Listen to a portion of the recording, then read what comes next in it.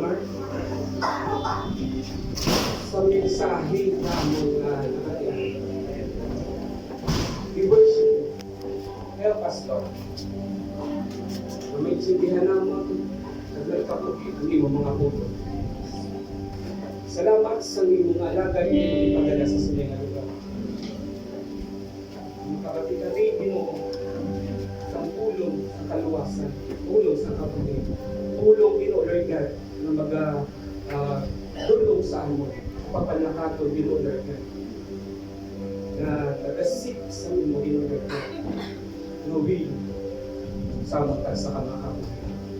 Ginoo, i-bless ang mga dulot, hindi panubalik sa iyo.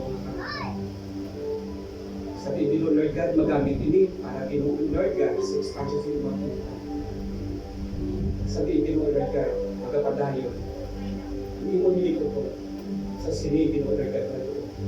Salamat na ikaw wala nag-uutang sa pagpukaw sa among tagsa kang Espiritu. Sabi ni Lord God, magalakat kami Ginoo Lord God, nagdala-dala namon Ginoo Lord God, ang kainit, ang fire Ginoo Lord God, ang imong anointing sa among tagsa kang makabuhi. Gabay Ginoo Lord God, ang imong mensahe hindi lang mapabilin sa among mga pamanoon, kundi Ginoo Lord God, magadulot at magapukaw sa among tagsa kang mga kagipuso sa among Espiritu. Katuod Lord God, ang imong mga pulong is powerful Ginoo Lord God. Nga nagadulot sa among tagsa ka mga kamuhi. Nasabihin Ginoo Lord God, sa sining na panagon, sa sining Ginoo Lord God, na mga inadlaw Ginoo Lord God, hindi kami magpagitin, hindi kami Ginoo Lord God makontento sa among kamuhi as Christian Ginoo Lord God, kundi Ginoo Lord God, padayon kami, mag-overtake kami Ginoo Lord God sa sinang kalibutan. Sa among Ginoo Lord God, kamuhi. Tuloy kami ang mag-follow sa iyo. Tuloy kami sa Ginoo Lord God. Ang imong usog, ang imong mga kabakot, Ginoo Lord God. Ang imong mga promesa, Ginoo Lord God, sa among mga kabuhi. Madala-dala namon, tuloy man kami patulong, Ginoo Lord God, sa siningan kalibutan. Salamat kayo. May you bless us this in Jesus' name we pray.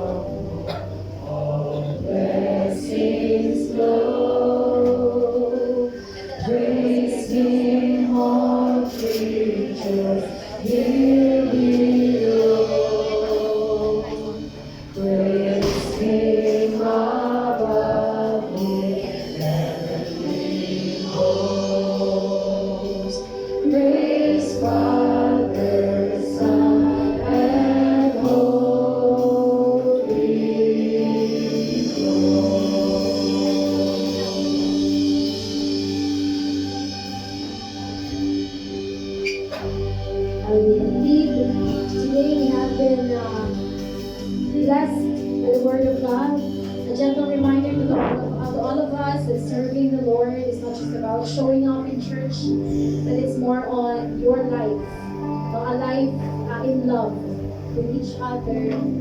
So we always be joyful in hope, patient in affliction, and say that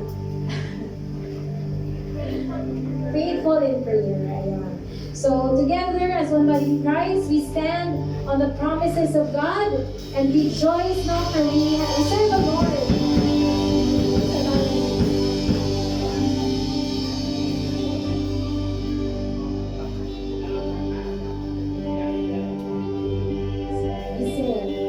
Standing on the promises of God.